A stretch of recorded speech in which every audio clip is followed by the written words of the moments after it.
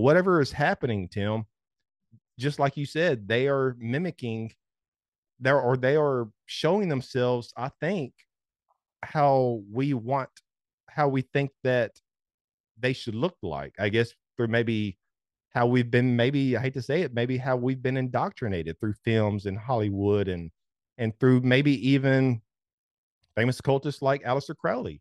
How do we know it's Hmm. actually a gray alien? It might be. I don't know. I hate to, like you said, I hate to say I believe. Hmm. It might be an actual gray little gray alien out there. I don't know, but it seems like really just the past 100, little over 100 years or so, only been seeing these types of beings, these types of aliens. But back in the day, it was fairies, it was this, it was that. You know, what do you think of all that, Tim? Oh yeah, definitely. And what you're saying is like, cultural expectations that we expect to see now. The little big-eyed gray aliens coming from a UFO, because that's what we have been conditioned up to this point Yes, condition. into thinking that the aliens look like. And as you pointed out, the big-eyed gray aliens is really a relatively newcomer to the whole UFO phenomena. Up until, I think there's some other sporadic examples, but when it comes to culture like movies, Close Encounters of the Third Kind, I think, was the first movie to ever show um, an example of the big-eyed gray aliens. There were some other films in the past, say like the Man from Planet X. He kind of looks like a gray. I mean, he's got kind of like that pear-shaped face. It's white, and the eyes aren't huge, but they're black and kind of oval shape. But really, in the early days of the UFO phenomenon, uh, at first it was the beautiful long-haired Venusians, and then especially starting in, I think it was like around 1952, there was a mass of UFO landings in Europe, especially like France and Switzerland, where people saw um, lots of little men, and throughout most of the 50s, then it was like little men sightings, usually in like spacesuits with the helmets. I mean, just really what you would traditionally think, an astronaut from another planet may come from. Not little green men, just little men. The little green men, that was something that was fabricated by the press. But it just goes to show you, though. I mean, yeah, even though the press was talking about little green men from Mars, there were actually not a lot of sightings of little green men.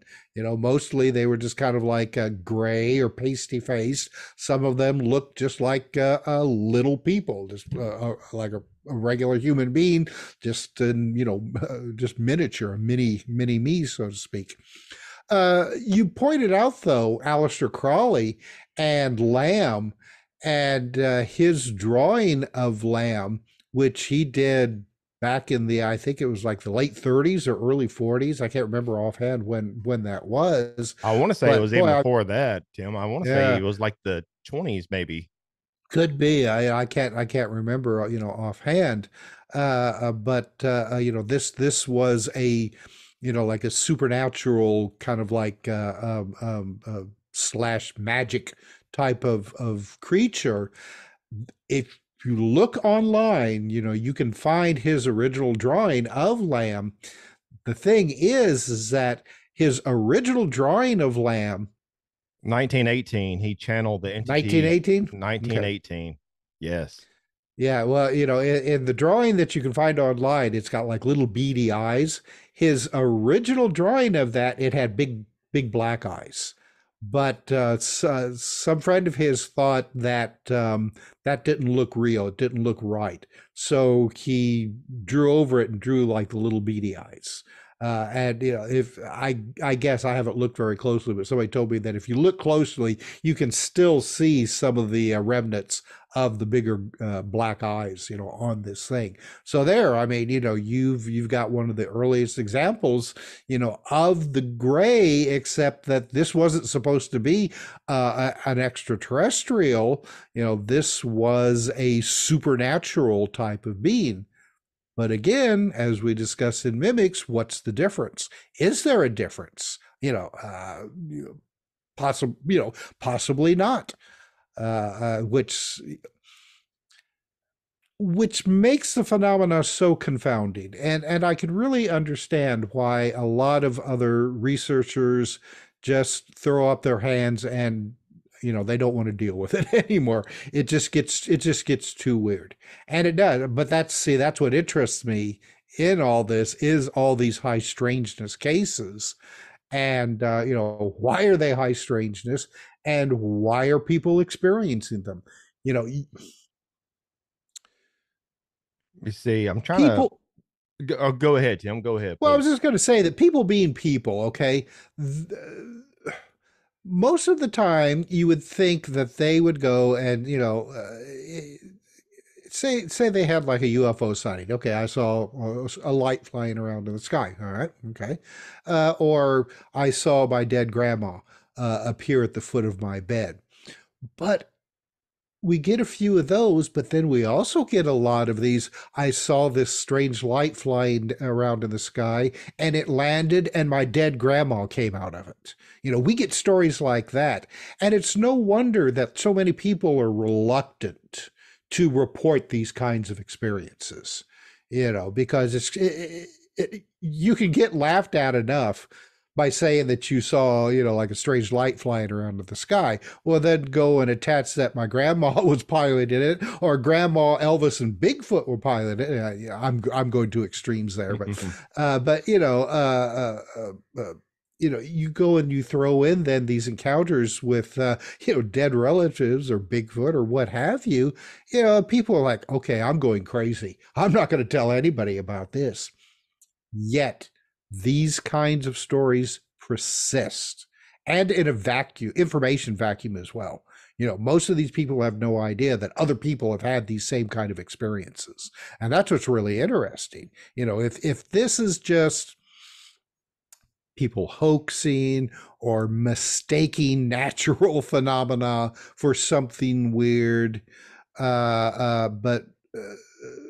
but no, I mean, you get these same kind of stories year after year, from all kinds of different places around the world. And with very rarely do any of these people realize that other people have had similar experiences. Do you want to help support Beyond Forbidden and receive extra content that's not seen anywhere else? By becoming a patron, a few things you will receive are the full-length 90-minute or 120-minute podcast episode. Members will also receive a private link of the video podcast and will only be exclusive to Patreon members. In-person, face-to-face interviews with some of the most well-known, respected researchers. Behind-the-scenes footage of interviews not seen anywhere else. And that's just a few perks. So what do you have to lose? Cut out one brain-rotting, overly processed Happy Meal a month that doesn't do anything beneficial for your mind, body, and spirit, and become a Patreon for just $5.